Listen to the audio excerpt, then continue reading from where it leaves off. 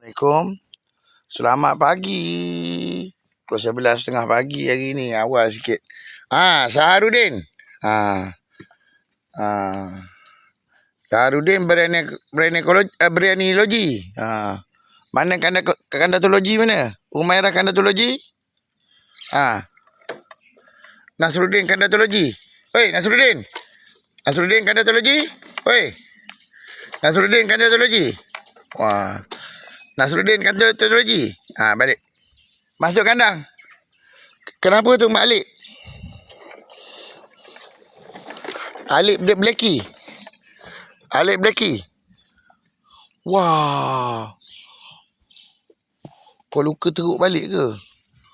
Allahuakbar. Bocor tu. Kita bakar kali ni. Aku tangkap kau Macam ni.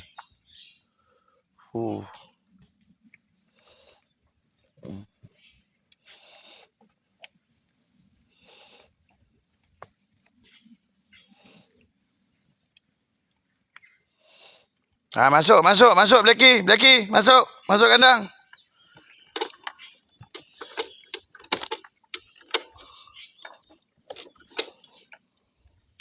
Aku galak pasal yang kelabu tu. Tiba-tiba tak ada. Kita nasib berani apa benda kok ni. Tiba-tiba penceritaan ke kawan tu.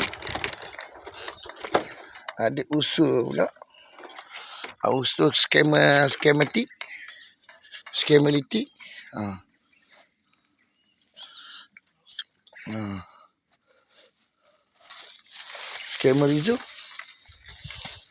Skema Institute habis. Jam. Hilang. Sebab dia ada perbincangan daripada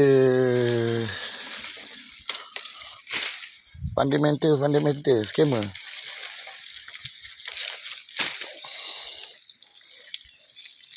Dia fundamental skema.